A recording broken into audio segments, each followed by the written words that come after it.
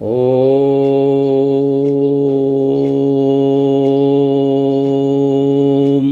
श्री सद्गुरुदेवभ्यो नमः।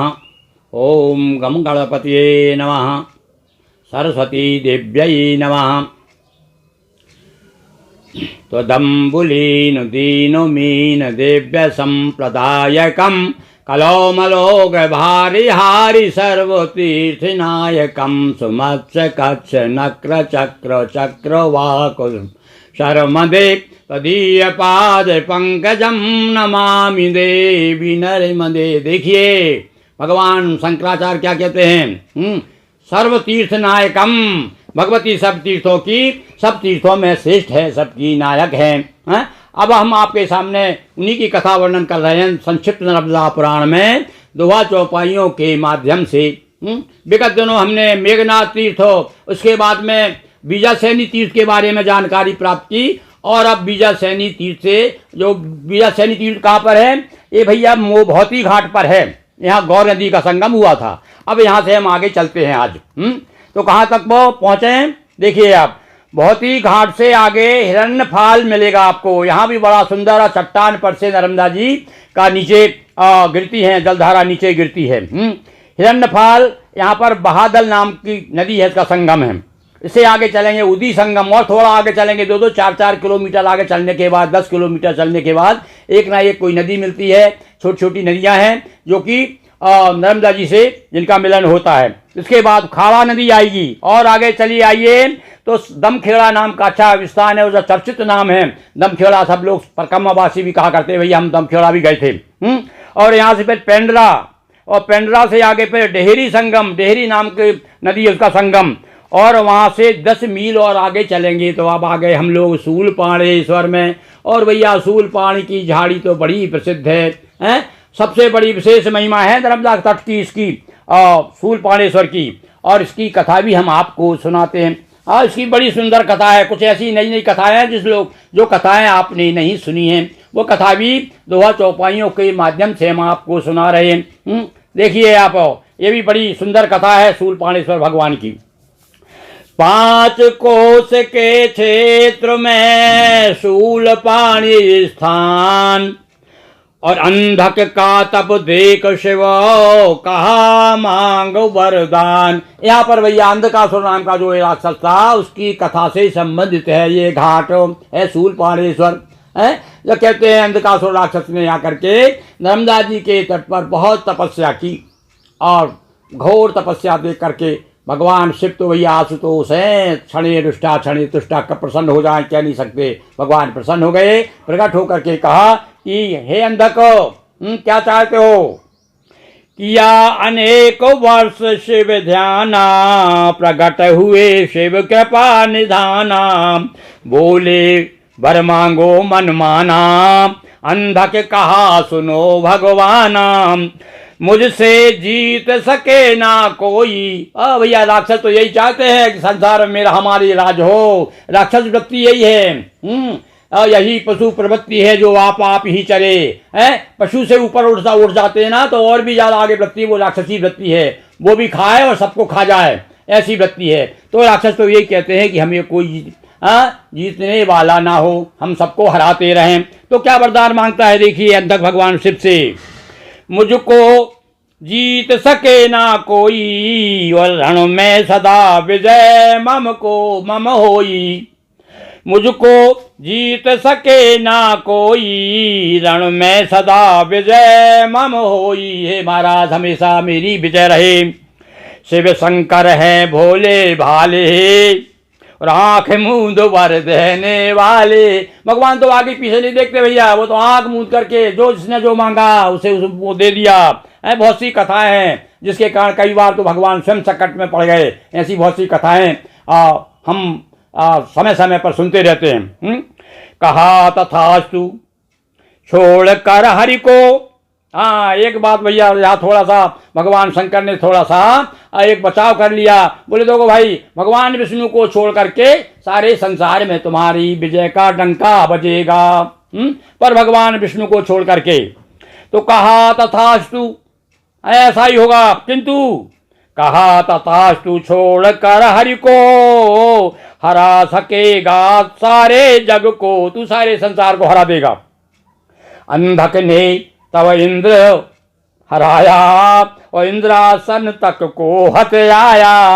अब तो भैया रास्ता ही देख रहा था, जो ही उसके हाथ में शक्ति आई और तुरंत जाकर के इंद्रासन पे चढ़ाई कर दी और युद्ध में इंद्र को जीत लिया। और जीत करके कहते हैं इंद्राणी तक को अपने कब्जे में ले लिया, इंद्रासन पे आसीन हो गया। सारे देवता घबरा गए। और पर वही बात हमेशा यही आती है, जब जब भी संकट आता है देवताओं पे, सारे संकट को दूर करने के लिए सब जो है ब्रह्मा जी के पास जाते हैं, कोई शंकर जी के पास जाते हैं, सब प्रार्थना करते हैं कि भगवान बचाओ, परेशान हैं। हुए भयाकुल देवता आए शिव के पास, हे हर तब वरदान से अंधक देता त्रास। क्या कह रहे हैं देवता लोग आकर के, हे महाराज अरे आपने क्या वरदान दे दिया अंधक को, आप सारे देवता परेशान हैं, भागे भागे फिर रहे हैं, कोई गुफा में जाके छिप रहा है, कोई कहीं जा रहा है, इंद्र की हालत खराब हो गई है महाराज, कृपा करिए। देख देवताओं की शूला और शिव ने उठा लिया त्रिशूला। जो देखा ये बड़े कष्ट में है देवता लोग, भगवान शिव जो है देवताओं का कष्ट भी नहीं देख पाते, तुरंत ही भगवान शिव ने त्रिशूल उठा लिया और क्या किया देखिए।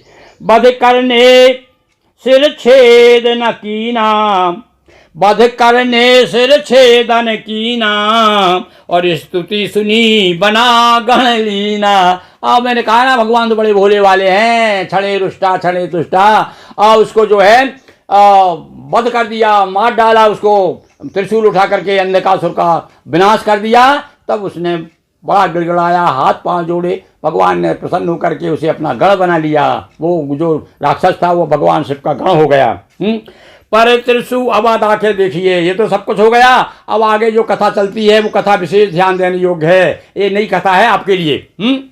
पर त्रिशूल में रक्त निशाना, कठिन हो गया दाग मिटाना। किंतु भगवान के त्रिशूल में जो अंधकासुर को मारा था ना, तो उसमें जो है रक्त का निशान रह गया, दाग रह गया। अब तो बड़ा शुद्ध हो गया भैया। उसको शुद्ध करने के लिए भगवान शिव क्या करते हैं देखिए अब आगे की कथा। सभी तीर्थ जल से की शुद्धि, किंतु हुई ना दूर यश। यहाँ पर नर्मदा जी की महिमा बताई गई है भैया, कि देखिए महिमा मैंने बताया ना कि सर्व तीर्थ नायिका है भगवती नर्मदा, अभी शंकराचार्य जी ने कहा। तो यहाँ पर सारे तीर्थों में स्नान करा दिया शंकर जी ने उसको, त्रिशूल को, किंतु त्रिशूल का जो दाग है, जो खून का निशान है, वो दूर नहीं हुआ। यहाँ शूल पाखी में लेकर, और शिव ने दे मारा पर्वत पर। हाँ यहाँ भैया थोड़ा सा देखिए, इस चौपाई को मैं फिर सुना रहा हूँ।